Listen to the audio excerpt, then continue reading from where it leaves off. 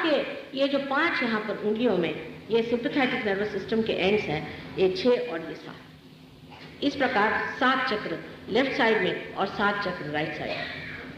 अब ये जो 7 चक्र हमारे लेफ्ट और राइट में है, जैसे मैंने बताया था, इस तरह से मिल जाते हैं और सुषुम्ना नाड़ी ऐसी बीच में तैयार हो जाती है। मैंने आपसे पिछले लेक्चर में बताया था। अब जब आप मेरी ओर हाथ करके बैठे हैं तो धीरे धीरे इसमें से चैतन्य बहना शुरू।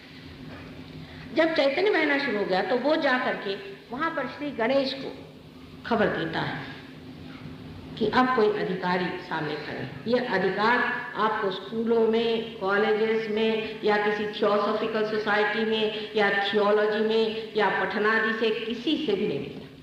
ये अधिकार जो है ये साक्षात्कारी मनुष्य को ही अधिकार है। जब ऐसा व्यक्ति जो जानकार है उसके सामने आप इस प्रकार हाथ फैलाते हैं तो गणेश जी को पहले इसका न्योता मिलता है कि आप कुंडलिनी से अब कहें कि आपको निमंत्रण है और आप चाहें।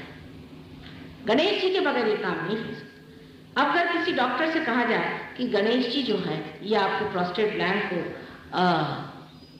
देखते हैं या संवारते हैं, तो कहेंगे क्या बात करें माता जी, गणेश जी का और मेडिकल का क्या है। मेडिकल साइंस जो है ये तो ऊपर में है, लेकिन उसके जड़ में अगर श्री गणेश बैठे हैं तो 1 मिनट अपने बुद्धि से ये पूछें कि अगर इससे हमारे प्रश्न अगर किसी तरह से सुलझ सकते हैं तो क्यों नहीं इस चीज़ को हम समझें कि श्री गणेश क्या है और उनका हमारे अंदर जागृत होना कितना जरूरी है। एक महाशय थे, वो हमारे पास आए और कहने लगे कि माँ मुझे प्रोस्टेट की तकलीफ हो गई है, डॉक्टर कहते हैं ऑपरेशन करो। वो बड़े सहयोगी थे दूसरे गणेश का। मैंने कहा आप इतने बड़े गणेश भक्त हैं, आपको कैसे प्रोस्टेट हो? मेरी समझ में नहीं आता, क्या गणेश आपसे नाराज हो गए?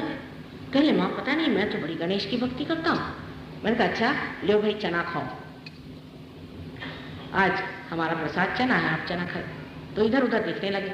मैंने कहा आनाकानी क्यों कर रहे हैं?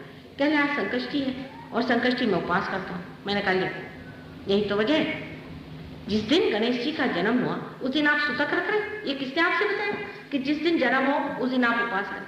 अब धर्म में कितने दोष है देख लीजिए। बहुत से लोग कहते हैं कि धर्म हम इतना करते हैं, हम इतने धार्मिक हैं माँ, तो भी हम बीमार हैं। अब देखिए एक छोटा सा दोष देख ले कि जब राम का जन्म होता है तब उपवास करें, कृष्ण का जन्म होगा तब उपवास करेंगे, और नरक चतुर्दशी जिस दिन नरक का द्वार खुलता है उस दिन बैठकर सवेरे खाना खाएं। सब उल्टी बात, बिल्कुल उल्टी बात है। ये पता नहीं किसने सिखाया। जिस दिन आपके घर में बेटा पैदा होगा उस दिन आप क्या उपवास करें? जिस दिन दत्तात्रेय पैदा हुए उस दिन उपवास। कोई भी देख लीजिए जिसका भी जन्म हुआ उस दिन उपवास करते।